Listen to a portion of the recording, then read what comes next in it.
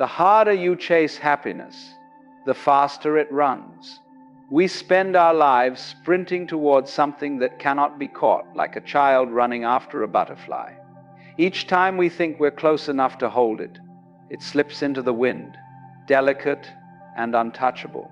You tell yourself, when I finally arrive, I'll rest. When I earn enough, love enough, achieve enough, I'll be happy. But happiness isn't waiting at the finish line. It was never hiding there. It flutters quietly behind you, in the soft moments you overlook while running toward the next one. We've been trained to chase success, love, peace as if joy were a trophy for the fastest runner. Yet happiness doesn't respond to pursuit, it responds to presence. The butterfly only lands when the field grows still. Modern life worships motion. We measure worth by how far we've gone, how much we've gathered, how well we can perform the illusion of having it all. But this endless chase leaves a strange silence beneath the applause, a whisper that asks, if I finally have everything I wanted, why do I still feel empty? Because joy was never meant to be possessed. It was meant to be noticed. It's the breeze touching your cheek while you plan your next conquest. It's the quiet between two thoughts, the laughter you didn't script, the sunlight you forgot to feel. Happiness is not a reward, it's a recognition. It does not arrive when life is perfect. It appears when your mind no longer demands it to be. The butterfly lands when you stop running. And perhaps the real question is not how to find happiness, but how to stop losing it every time you start chasing. Look around. Everyone seems to be chasing something. A better job, a higher status, the next trip, the next version of themselves that might finally be happy. The city hums with motion, people with earbuds, calendars, and caffeine running from one desire to the next. Smiles are practiced, captions filtered, moments curated, and behind it all, a quiet exhaustion hides in plain sight. We wake up checking screens for meaning. We scroll through other people's joy, measuring our own against it. We call it motivation, but it's really comparison disguised as progress. We tell ourselves that happiness is just one more achievement away, yet the horizon keeps stretching. A man buys a new car, but the joy fades before the first payment clears. A woman reaches her dream job, but lies awake, feeling strangely hollow. An influencer posts another perfect morning and wonders why she feels lonelier with every like. We have mistaken motion for direction and excitement for fulfillment. The world teaches us that happiness must be earned, that peace belongs only to those who have conquered every task, healed every wound, and silenced every doubt. But life doesn't wait until we are perfect to offer its beauty. We wear smiles like armor. We say, I'm fine, when what we mean is, I'm tired. We fill silence with noise because quiet feels too honest. We run toward the next thing not because we want it, but because standing still would mean facing the emptiness we've tried so hard to outrun.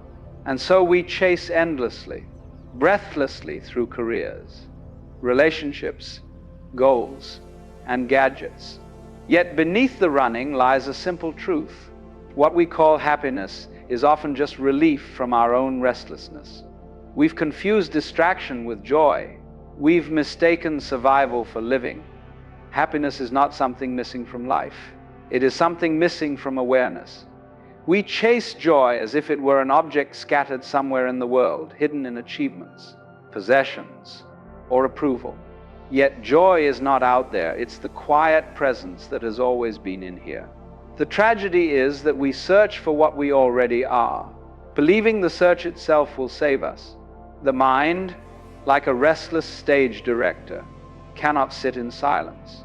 It needs a script, a plot, a role to play, a reason to keep running.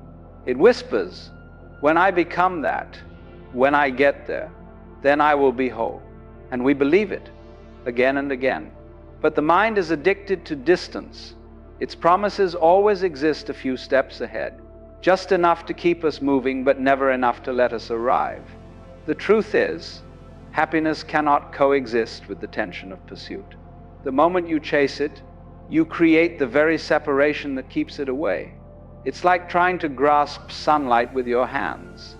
The tighter you hold, the faster it slips through your fingers. The ego was born to chase. It survives on the illusion that something is missing, that it must always become more. It does not want peace, because peace would make it irrelevant. Drama is its oxygen, and striving is its heartbeat.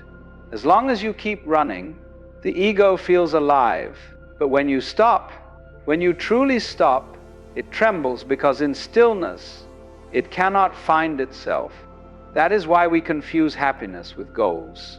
The mind measures life in destinations, but awareness lives only in moments. Joy is not a finish line. It is the space beneath your feet as you walk. You do not have to silence the mind to find peace. You only have to notice it. Watch how it reaches, how it clings, how it fears stillness. And in that noticing, something ancient awakens the observer, untouched by the chase. That observer is not seeking, it is seeing.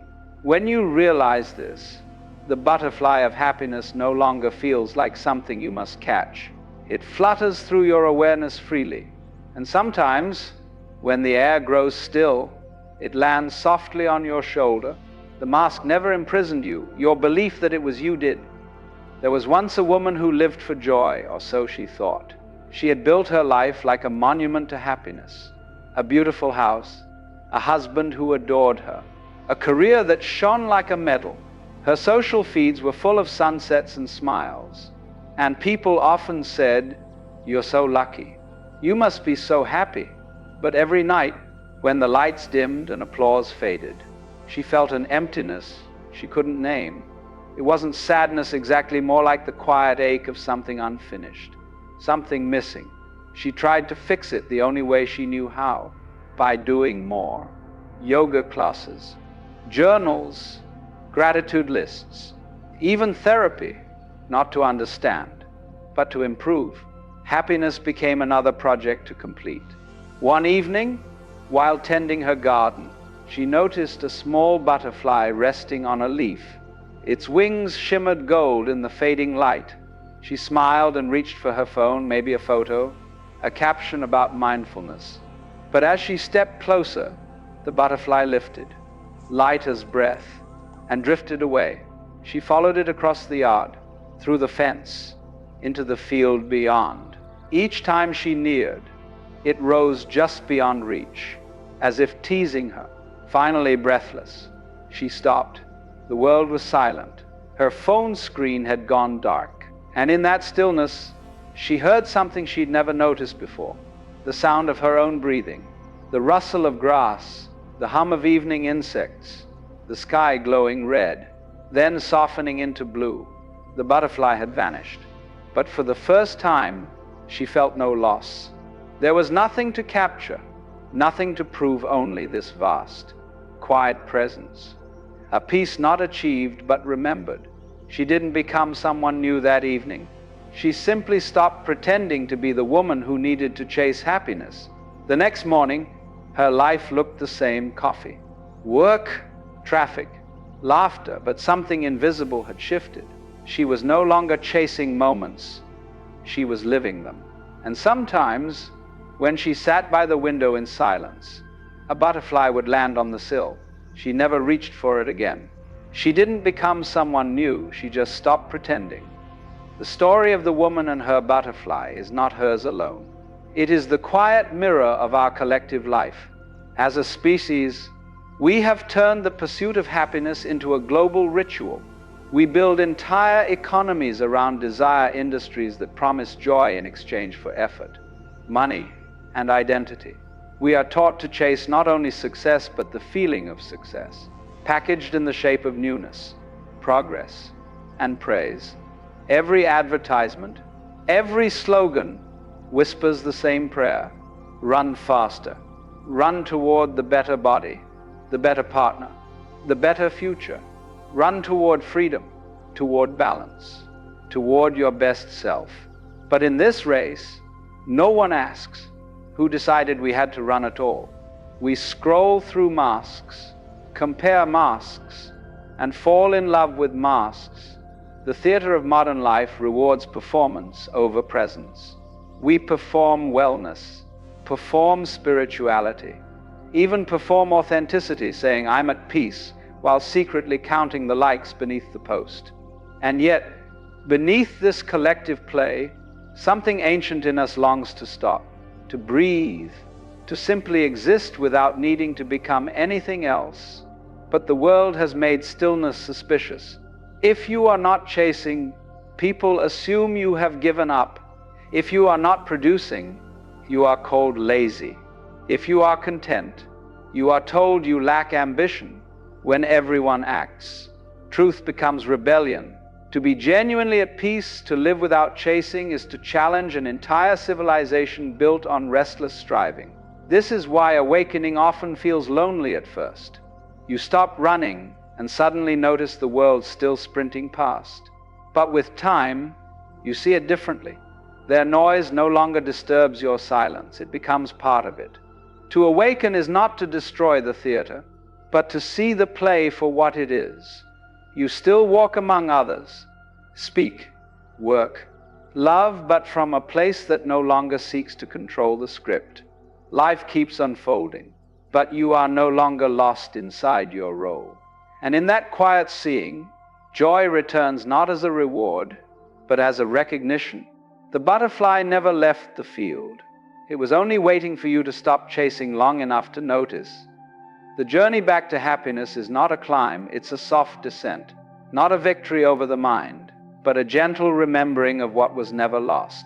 You don't need to conquer your thoughts, heal every wound, or become a saint to feel peace. You only need to stop running long enough to listen. The truth is simple. Joy begins where striving ends. You don't need to tear the mask off, just notice it. When you observe the constant movement of wanting, of fixing, of comparing, something deeper awakens behind it. Awareness itself. And awareness doesn't chase, it watches. It allows, it breathes. Try this. When a wave of desire rises to be more, to have more, to change what is pause, feel the breath in your body. Don't fight the wave, let it crest and fall. The ocean doesn't resist its tides. It holds them all in vast acceptance. You are that ocean, not the waves. Step 1. Observe your feelings without naming them. Step 2. Listen to the space between thoughts, the brief silence that is always there before the next demand of the mind. Step 3. Breathe slowly. Let stillness spread like morning light. You'll notice something extraordinary. Life begins to soften. The small moments that once rushed past, you start to shimmer again.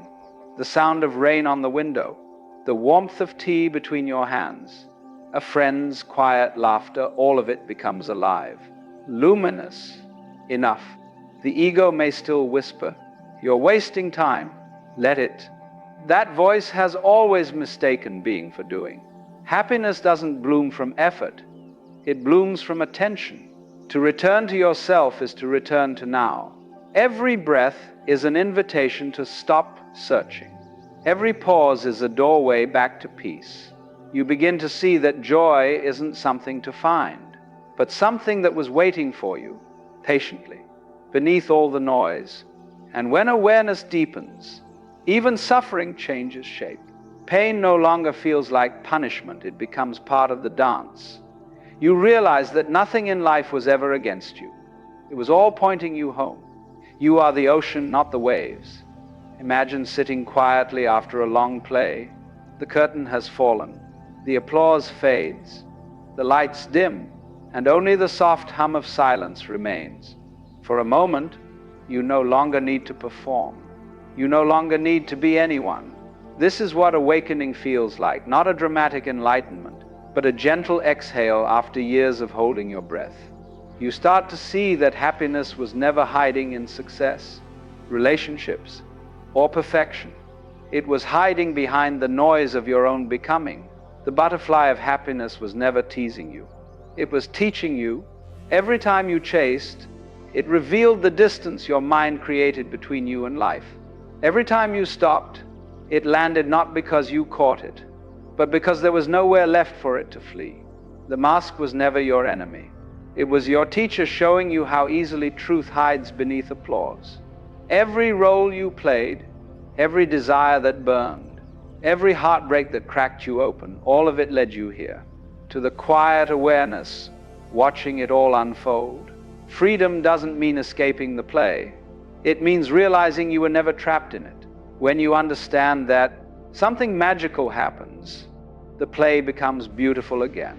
You laugh, you cry, you work, you love, but now with lightness, knowing none of it defines you. Happiness is not the end of the story. It's the awareness within it. It's the still center in the spinning world, the silence that holds every sound, the space where the butterfly rests. And when you see this clearly, you no longer chase life. You walk with it gently, gratefully, awake, and when you see that, the play becomes beautiful again. If this message touched a quiet place within you, stay not with me, but with yourself. Sit in silence for a while. Feel your breath move like a tide, gentle and infinite. You don't have to chase peace. It is already here, waiting for your attention. And if you know someone still running after their butterfly of happiness, share this with them, not to change their path, but to remind them that joy has never been lost. Sometimes the greatest act of love is to stop searching and simply notice that you've already arrived